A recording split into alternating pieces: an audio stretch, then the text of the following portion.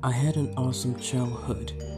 Like most kids growing up in the 90s, my TV shows schedules consisted mostly of SpongeBob, Power Rangers, and Transformers.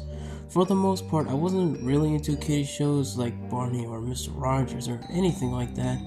But the other day, I was talking with my mom about when I was little. At one point during the conversation, she brought up the topic of an old TV show that I sometimes watched. If I remember correctly, what my mom said, it was called Stubb's Clubhouse. I was unaware of the show she was referring to, but then suddenly the memories came flying back in. I remembered it so clearly almost instantly. Basically, Stubb's Clubhouse was a cheesy, low-budget kids show starring a clown named Stubb.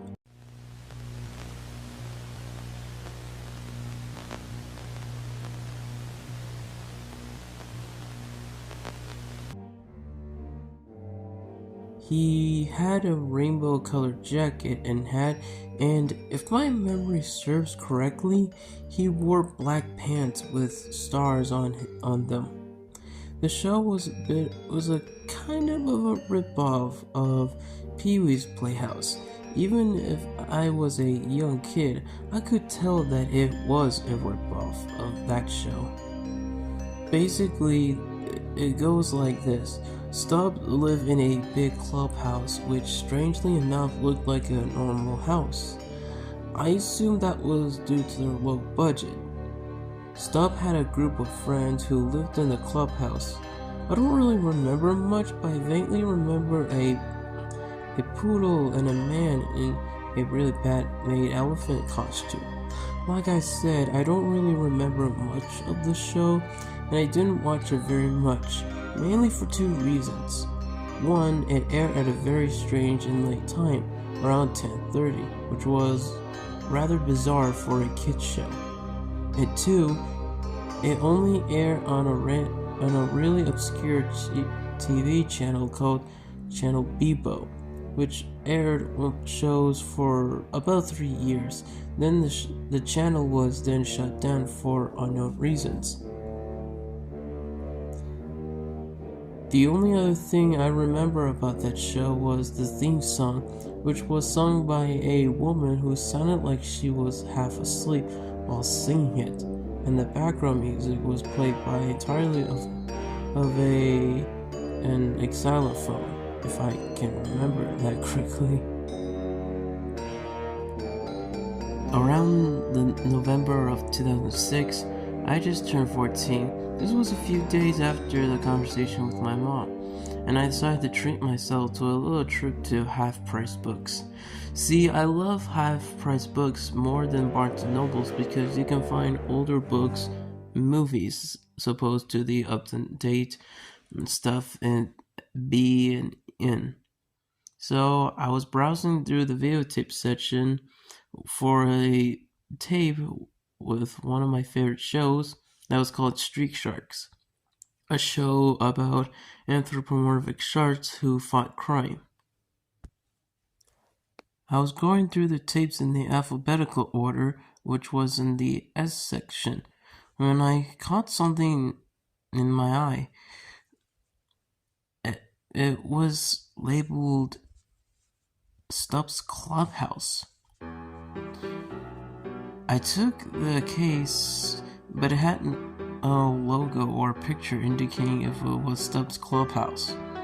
It was just a plain blank case that had a piece of tape on it that said Stubb's Clubhouse written in black Sharpie. I was kind of curious about the show that I barely remembered, and plus I couldn't find Street Sharks anywhere, so I decided to buy Stubb's Clubhouse instead. It was actually pretty cheap, even for half-price books tape, being only 75 cents. But hey, it was a bargain. I took it to the checkout counter. The woman working there looked at the tape and stared at me for a second.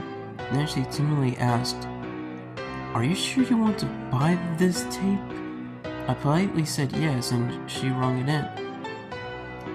I went home and got my VCR out and hooked it onto the TV in the living room where my 6-year-old sister Emily was playing with Barbies. She asked me what I was doing and I told her that I gotten a tape at half-price books that we could watch together. I put the tape in and a standard copyright infringement warning message came up as usual. The tape started at the theme song of the first episode, complete with the xylophone music and the sleepy singer I mentioned earlier. The episode started out in the Clubhouse, where Stubb introduced himself and told the viewers that we were going on a field trip. There was a very bad cut to the playground in the middle of a grassy park.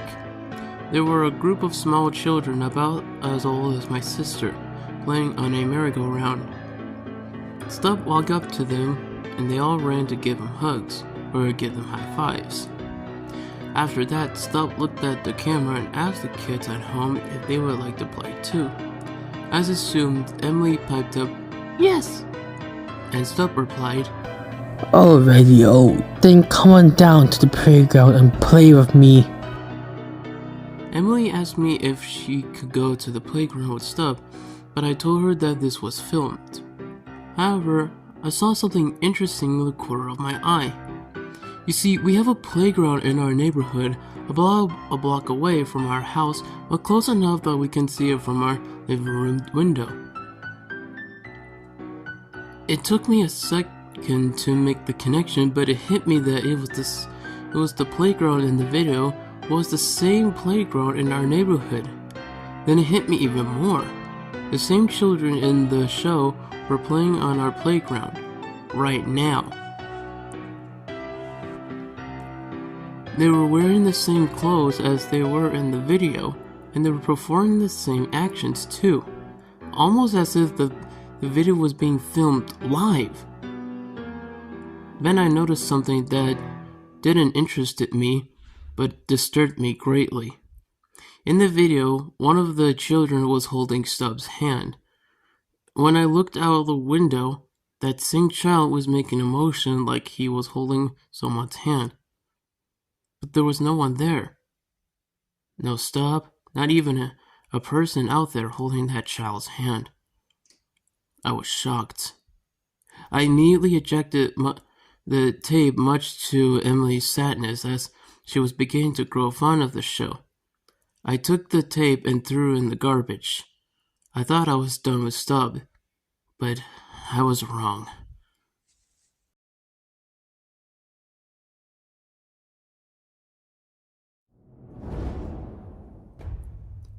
The next day, when my mom picked up Emily from kindergarten, Emily told me that Stubb had been following their car driving a black van. She said that she had looked out of the back window and saw Stubb driving the wheel of the van. She told me that she told Mom, but Mom didn't see any cars or vans whatsoever in her rearview mirror. Emily told me that she was confused and somewhat worried. I told her not to worry and try to relax and let an adult handle the situation.